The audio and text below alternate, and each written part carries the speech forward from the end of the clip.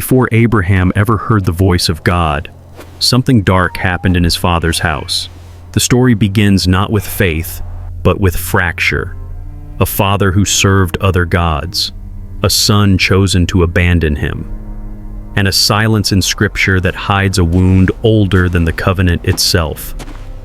For centuries, theologians overlooked a single verse, a verse that holds the key to the very birth of faith. Why did God separate Abraham from his own blood? What secret was buried beneath the dust of Ur? And what curse had to be broken before the promise could begin? The answer lies in the forgotten story of Terah. This is not just history. It's the anatomy of obedience, the cost of destiny, and the reason faith had to start with loss. When God said, "Get thee out," he wasn't sending Abraham away. He was cutting something out of him. Tonight we step beyond the text into the shadows between verses to uncover the separation that shaped the entire story of redemption. In the cradle of civilization along the banks of the Euphrates, there once stood a city that glowed like gold under the Mesopotamian sun, Ur of the Chaldees. Its ziggurats pierced the sky, its markets overflowed with incense, silver, and grain. To the world it was progress, to heaven it was corruption. Genesis barely whispers Terah's name, just a footnote in the genealogy. Yet behind that silence lies the man who fathered 3 sons, Abram, Nahor, and Haran, and a legacy steeped in the worship of gods that had no breath. The moon god Sin ruled this land carved into ivory and stone, his temples lit with oil through the night. And among those who bowed was Terah. He was not a poor man. He was respected, influential, a craftsman and trader of idols. But each figure he carved was a symbol of surrender. His hands shaped what his soul served. Terah's household was one of plenty and of chains. Imagine being born into abundance only to discover your inheritance is bondage. Young Abram grew up in the shadow of shrines, hearing prayers that reached no ears, smelling sacrifices that fed no God. The smoke rose high, but heaven was silent. Joshua 24:2 would one day expose the truth. Your fathers, including Terah, served other gods, but in the beginning there was no warning, no thunder, only quiet idolatry masquerading as tradition, the kind that passes from father to son until destiny itself becomes polluted. Picture your father beginning a journey, yet dragging you into the very darkness you were born to escape. Terah's story is not of rebellion, it's of confusion. He believed he could carry the idols of Ur into the promises of God. That faith and idolatry could share the same tent. But heaven doesn't negotiate with corruption. The God who would later call Abram demanded separation, not compromise. Ur was a city of light built on shadow. Archaeology tells us its walls were lined with symbols of celestial worship, sun, moon, stars. The culture was advanced yet utterly enslaved to what it could see. It adored the visible and denied the invisible. It exalted creation but forgot the Creator. And Terah was a product of that world. He raised his sons amid ritual chants and celestial calendars under the watchful eyes of stone gods. But somewhere amid the smoke and the silence, a restlessness began to stir in Abram. Perhaps he asked questions the priests could not answer. Perhaps he felt an unease that the idols could not calm. Because destiny always stirs in the soil of dissatisfaction. Before God calls a man, he unsettles his world. Terah, however, felt no such restlessness. His faith was habit, not hunger. His life predictable, comfortable, compromised. Yet God's plan was already in motion. The separation that would define history had already begun quietly beneath Terah's own roof. Have you ever noticed how the Bible often hides the greatest truths in what it does not say? The silence around Terah's deeds is deafening. Genesis gives him years, sons, and death. Nothing more. No vision, no covenant, no encounter. Just a man who lived and stopped. Faith doesn't fade with sin. It dies in stagnation. Terah represents what must be left behind before destiny can begin. He embodies the unfinished obedience, the halfway faith, the kind that starts the journey but never reaches the promise. And this is the tragedy of many souls to begin well but never finish. Haran the son dies prematurely. A subtle echo of what's coming. Loss enters the house. Perhaps that's when Terah decides to leave to start anew, to journey toward Canaan. But the Bible tells us he never made it. He stopped in Haran, a place whose very name would mirror his dead son, a city still drenched in idolatry. And there he settled. The man who began the path of promise could not finish it because he carried within him. His feet walked, but his heart never left. The journey ended not with rebellion, but with weariness. How many promises die not from disbelief, but from comfort? Terah's story is a mirror. We see in him the human struggle to serve two masters, to follow God without letting go of idols, to journey forward while still looking back. And it is here in his quiet failure that Abraham's destiny begins to take shape. The son would go where the father stopped, for God was watching, preparing, waiting for the moment when lineage would give way to calling. The world saw a family moving through Mesopotamia. Heaven saw a divine surgery. A separation had begun, not with thunder, but with silence. And soon, the silence would break. In the quiet plains beyond the stars hung low like burning eyes watching history unfold. Abraham walked alone. Behind him, the great city still shimmered, its towers of moon worship and idol smoke fading into the night. Before him, a silence that felt alive, a silence that had chosen him. God didn't just call Abraham to leave. He demanded a severing. Get thee out of thy country, from thy kindred, and from thy father's house. These were not words of relocation. They were words of surgery. Heaven was cutting away infection, traditions soaked in idolatry, faith tainted by the familiar. The house of Terah was not made of stone and clay. It was built from habits of worship that chained the spirit. Idolatry had passed from father to son like blood, invisible but fatal. God would not build a covenant upon polluted soil. Before the promise could begin, the past had to bleed. Abraham's obedience was not born of courage, it was born of disillusionment. He had seen the hollowness of He had watched prayers fall to the ground unanswered. He had watched his father carve gods that could not move. Perhaps he realized that silence could be holier than false praise. Sometimes God's first miracle in your life is not revelation, but discontent. What was God doing in that moment? A divine dissection, cutting between what was sacred and what was inherited. Terah's world was a mixture of the two. He knew the name of God, but not his nature. He sought heaven, but through idols of clay.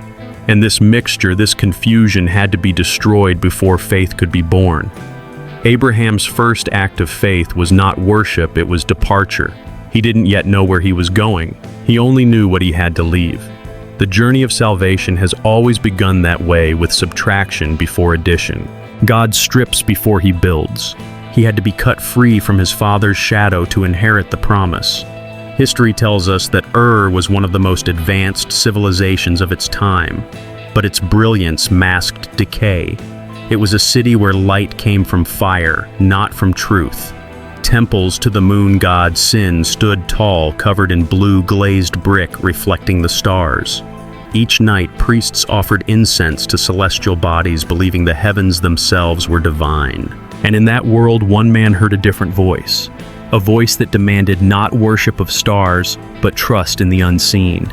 Abraham's calling was revolutionary. The gods of offered control rituals, patterns, visible idols. But this new God offered no image, no form, only a word. Go. The test was absolute. Could Abraham walk by faith when there was nothing to see? Faith is born where sight ends. Imagine Abraham's heart, the conflict, the cost.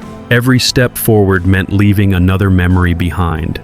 Every mile was a funeral for his past. He was walking away from his father's name, his nation's pride, his culture's gods. And yet in that loss, heaven was sculpting the beginning of faith. He did not yet know it, but this was the pattern for every believer who would follow the call to leave, to trust, to walk into nothing and discover everything. God's command was not cruel, it was cleansing. A man cannot hold both covenant and compromise in the same hand. The separation was mercy disguised as loss. Sometimes God takes away what you love not to punish you but to purify you. Abraham had to learn what his father never could, that faith cannot share a house with idols. And so the call came again and again, leave, go separate, until the noise of was gone and only silence remained.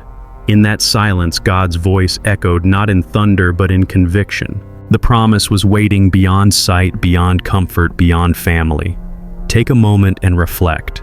What ties still bind you to the world God is asking you to leave behind? Not your land, not your home, but the habits, fears, and loyalties that keep you from walking into purpose. These are the idols of the modern heart. Do not answer too quickly. Sit in the silence where Abraham once stood. Because in that stillness, every soul hears the same whisper, get thee out. As Abraham stepped beyond the horizon, he believed the hardest part was behind him. But ahead waited a city that would test his faith even more, a place that looked like freedom, yet carried the same spirit he had fled. The place was called Haran. When the dust of had settled behind them, Terah's caravan reached a valley kissed by gentle rivers and fertile plains. The city shimmered under a soft glow. Haran. To the weary traveler, it looked like peace. To heaven, it looked like a pause. Terah had begun the journey to Canaan, but somewhere along the way, something in him cooled. The fire that once pushed him forward dimmed beneath the comfort of familiarity. Haran was convenient, prosperous, and strangely familiar, its markets loud, its temples radiant, its gods almost identical to the ones he left behind. He had escaped but not its spirit. Haran was not the end of the journey. It was the illusion of arrival. The city was built on trade positioned perfectly between Mesopotamia and the Levant. Merchants came and went carrying goods and idols. The same chants of the moon god echoed in the air. The same celestial symbols adorned its gates. Terah could convince himself he had changed while remaining the same. He had left the land of sin, but not the system of sin. It's one of Scripture's quiet tragedies, a man who started toward God's promise but stopped halfway. Genesis 11:31 records it with haunting simplicity, and they came unto Haran and dwelt there. That single verse marks the border between destiny and delay.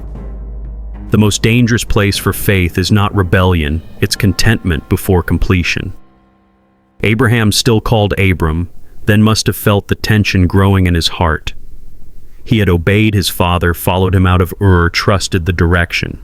But Haran was not the land of promise. It was too familiar, too safe, too comfortable.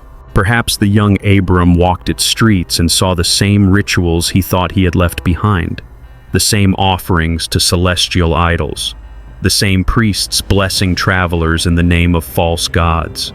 Every sound, every scent whispered, "You can stop here. You've gone far enough."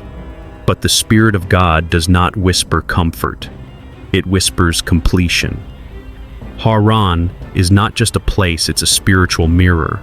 Comfort without obedience, familiarity without promise. How many souls like Terah build homes in halfway lands? They leave the world but not its idols. They flee sin but not its comfort. Haran is where faith slows, where purpose pauses, where destiny decays in silence. And yet in that silence, something sacred began to stir.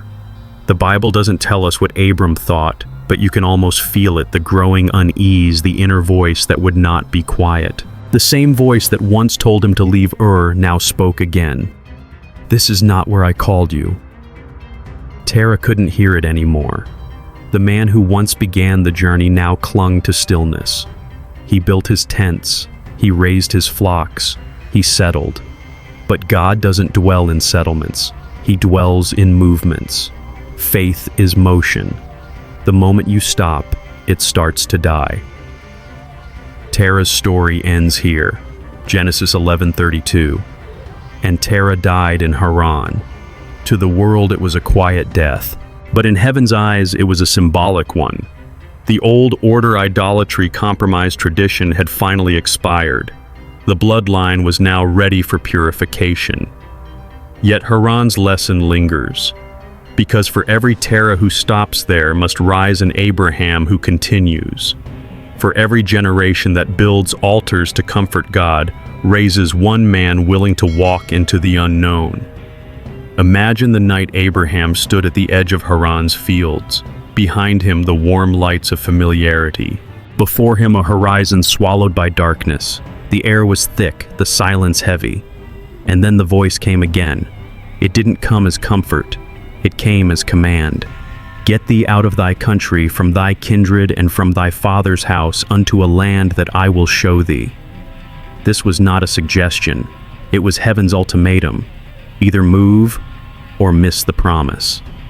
And perhaps Abraham realized that Haran had never been a destination.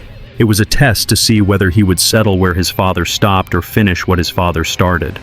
How often do we stop in our own Harans, comfortable enough to survive but too safe to thrive? How many promises die not in rebellion but in rest? Haran's air was still. But in that stillness, Abraham's faith ignited.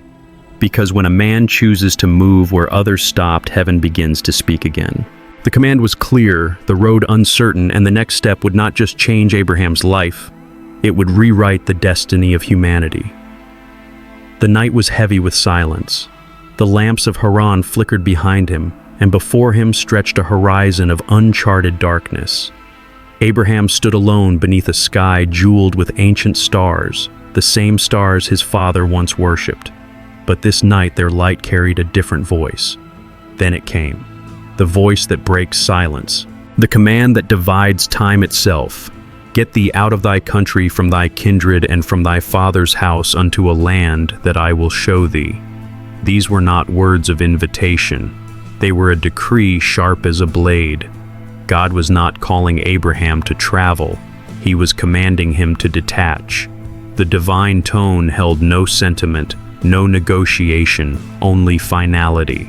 Heaven was severing the last tie between promise and the past. Every covenant begins with a cut. Abraham must have felt the weight of it. This was no longer about geography. It was about loyalty. To leave thy father's house meant more than leaving walls and roofs. It meant renouncing the inheritance of Terah, the culture, the gods, the safety of belonging. God was not just asking him to move. He was asking him to become something new. Faith in that moment ceased to be belief, it became rupture. And yet notice the strangeness of the command, unto a land that I will show thee. No map, no assurance, no visible reward.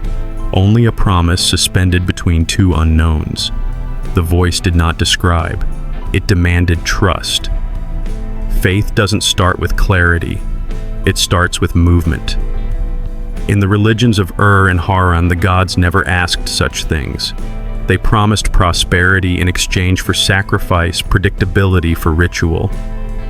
But this God, this unseen, uncarved, unbound one, asked for something different, absolute surrender without guarantee. It was revolutionary theology hidden in simplicity.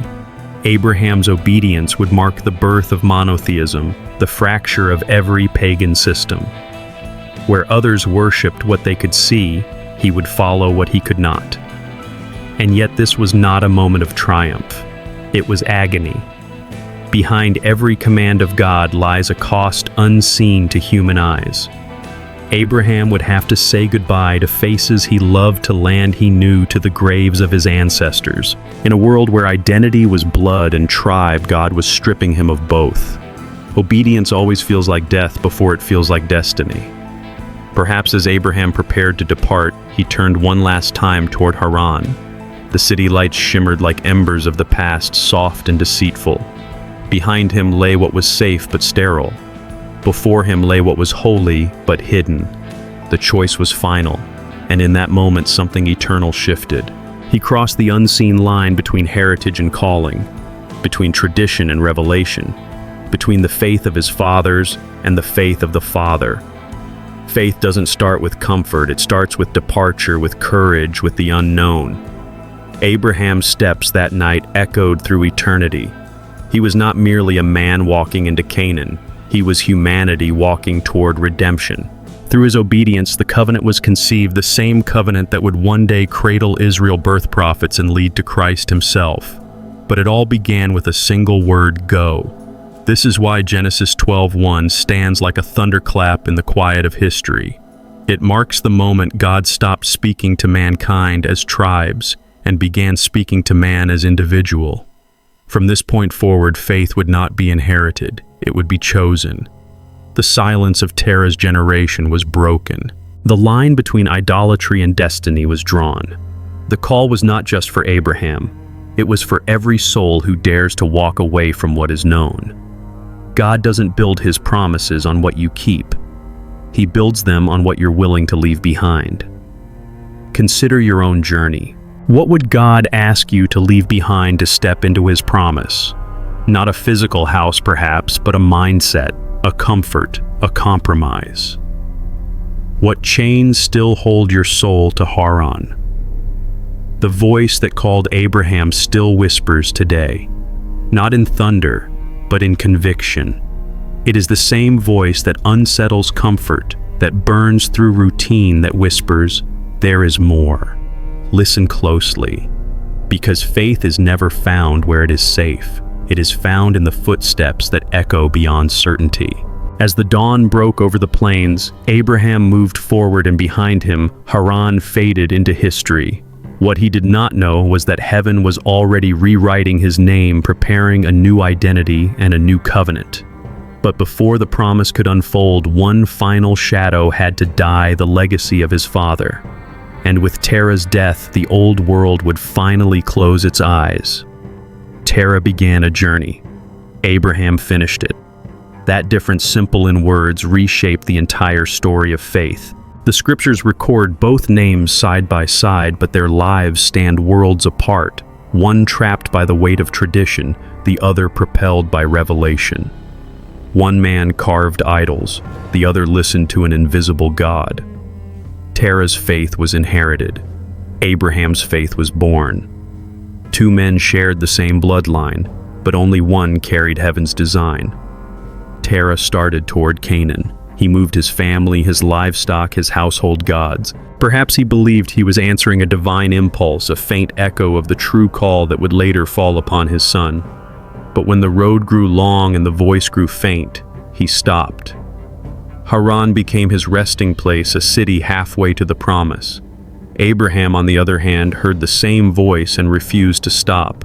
Where his father settled, he continued. Where Terah paused, he pressed forward. And it is in this contrast, father and son tradition and obedience, that the Bible reveals one of its most haunting truths. The greatest barrier to destiny is not failure, it's inheritance. Abraham did not just leave his land, he left his father's spiritual DNA.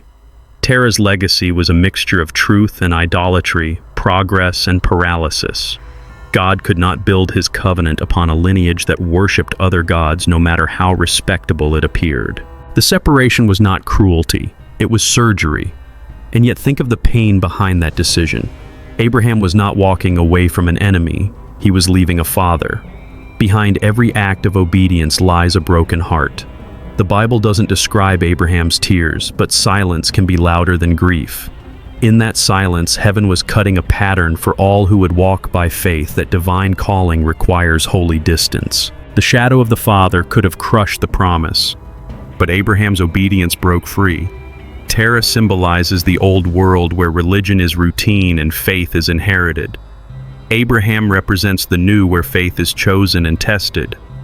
The contrast is theological, not merely historical. Terah is the end of man's attempt to reach God through idols. Abraham is the beginning of God reaching man through covenant. It's as if heaven placed both men in the same lineage to show humanity its crossroads. Two paths, one bloodline. One dies in Haran, the other enters Canaan. Have you ever wondered why God often begins new eras with a single obedient heart? Because corruption rarely ends collectively, it ends individually. Terah's house was full, but his heart was divided. Abraham's journey was lonely, but his faith was whole. God's promises are not inherited through proximity. They are received through purity. In a world drenched in idolatry, Abraham's obedience was rebellion. Every step he took was an act of protest against the gods of his fathers, against the comfort of compromise. His journey was not just physical, it was spiritual warfare. Terah began the same path. He started well but finished halfway. His failure was not disobedience, it was incompletion. That is the tragedy of the almost faithful, to walk close enough to see the promise but never enter it. The unfinished obedience of one generation becomes the test of the next. Abraham's success was not that he was perfect, it was that he kept moving. The moment faith stands still, it starts to die. But obedience, even when trembling, keeps the promise alive. The Bible honors Abraham not for his wisdom, but for his willingness. By faith, Abraham obeyed when he was called to go out, not knowing whither he went. His father needed understanding before obedience. Abraham obeyed before understanding. That single shift defines every true believer since. So we stand between these two names, Terah and Abraham, as between two mirrors. One reflects what must die for faith to live. The other reflects what faith can become once the past is buried. Are you following tradition, or the voice that calls you beyond it? The question is not ancient, it's eternal. The world still builds its herons, places of comfort, compromise, and spiritual delay. And God still calls men and women to walk beyond them, to leave behind what was safe for what is sacred. Terah's story fades quietly, ending with the simple words, "And Terah died in Haran." But in that silence, the voice that once whispered in the night rises again, this time not to the Father but to the Son. The wind over Haran was different that morning. The air hung still as if time itself were holding its breath. The tents were quiet. The torches had burned low. And the man who once led the caravan from Ur now lay still. Terah, father of Abraham, lifeless in a land that was never meant to be home. Genesis 11:32 records it simply, "And Terah died in Haran." No farewell, no monument, just silence. But within that silence, something eternal shifted. Because Terah's death was not just the end of a life, it was the end of an era. The final thread of idolatry being cut, the last shadow between the promise and the fulfillment fading away. Sometimes heaven waits for something to die before destiny can live. Abraham stood by his father's tent, watching the smoke of the fire curl upward. The man who had once been his guide was now a memory. The one who started the journey had stopped halfway. The one who shaped him had also limited him. The grief was real, but beneath it something else began to rise: freedom. Terah's death meant more than loss, it meant release. The bloodline that once served other gods was now clean to serve the one true God. What began in idolatry was about to end in covenant. The text transitions abruptly from Genesis 11 to Genesis 12, as if God had been waiting for this precise moment. "Now the Lord said unto Abram, Get thee out." That now marks a turning point in biblical history. Heaven speaks again when what held you back finally stops breathing. This wasn't cruelty, it was divine timing. As long as Terah lived, Abraham was still the son of an idol maker, still tethered to a culture that bowed to the moon. But when Terah's breath ceased, the call of heaven thundered unhindered. There are moments when God must let an old order die before birthing the new.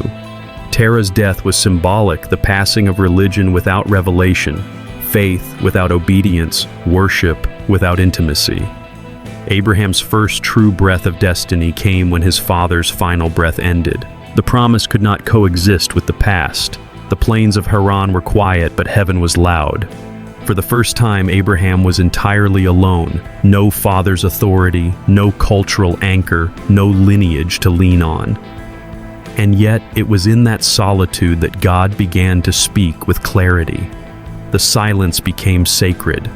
Sometimes God doesn't remove people to punish you. He removes them so his voice can finally be heard. Abraham's tears dried in the morning sun. The horizon before him shimmered, leading toward Canaan, the land of the promise, the beginning of something eternal. He was no longer the son of Terah, he was the friend of God. Every divine calling begins where human comfort ends. History would remember Terah only as a name in a genealogy, but Abraham would become a nation. The difference was obedience. One man carried idols, the other carried faith. One stopped, the other moved.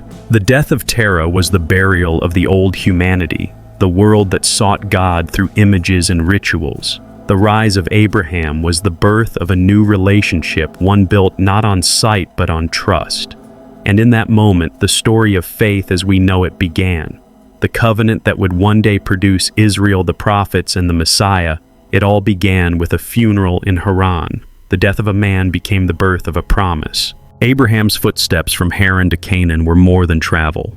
They were transformation. Each step marked a break in history, from idolatry to worship, from tradition to revelation, from bloodline to belief. God was no longer known through the hands of men, but through his own voice. What died in Haran was not just Terah. It was humanity's attempt to reach heaven by its own means. What rose in Abraham was heaven reaching for man. The contrast could not be clearer. The silence of Terah's faithless life now gave way to the thunder of God's covenant. I will make of thee a great nation, and I will bless thee and make thy name great. For the first time in history, divine favor rested on faith, not lineage. Abraham stepped forward into that light, the dawn breaking behind him, Haran fading in the distance. Every promise that would shape the ages began with this walk. He walked into mystery. He walked into destiny. He walked into God. Sometimes God calls us to step beyond the familiar, beyond comfort, into a path no one else can walk with us. Abraham's story teaches us that faith begins where family ends, where the old must fall so the new can rise. Terah's story reminds us that beginnings mean nothing if we do not finish. And so between a father's grave and a son's obedience, the history of salvation took its first breath. The wind over Haran stirred again. The tents whispered in the distance. Abraham did not look back. He was no longer fleeing idolatry. He was following promise. And as his figure faded into the horizon, the scriptures closed one chapter and opened another, the age of faith. Stay with us, because after this story of separation and obedience, we'll uncover something that reaches far beyond Abraham, a message woven for every heart that still wrestles with the past. A message for those who have lived long enough to know that some endings are really beginnings in disguise. When Abraham walked away from Haran, he wasn't only leaving a place, he was leaving an entire way of life behind. And that is the same invitation life offers us, especially as we grow older, the call to release what no longer serves the soul, to step forward, even when the road ahead is uncertain. Every generation faces its own Haran, the comfort zones, the memories, the regrets we settle into because they feel safe. But faith, real faith, is never about staying. It's about continuing when others have stopped. It's about trusting that God still has something new to show, even when the body slows, even when the world has changed. Perhaps the greatest act of faith in our later years is not clinging to what was, but believing that the story is not yet over. Like Abraham, we may lose much, but what we gain is eternal clarity, wisdom, peace, and the quiet joy of knowing we have walked where God has called. So if you still feel that gentle stirring in your heart, that pull towards something higher, don't ignore it. It means heaven isn't finished with you yet. The journey continues, and the promise still stands. Abraham's story was never just about one man, it was about all of us. A story of leaving, of loss of faith, reborn in the unknown. Terah's world represented what must end. Abraham's path revealed what must begin. Every step away from the familiar was a step closer to the divine. And maybe that's the quiet truth. Faith doesn't grow in safety, it grows in motion, in the courage to walk even when the map disappears. The promise wasn't waiting somewhere far away, it was waiting on the other side of obedience. And that same call still echoes through time, whispering to each of us, urging us to move beyond what we've settled for. If this journey through Scripture stirred something within you, share it. Tell us what part of Abraham's story spoke to your heart. Like, share, and subscribe so we can continue uncovering the mysteries that lie between the lines of the Word together as seekers of truth.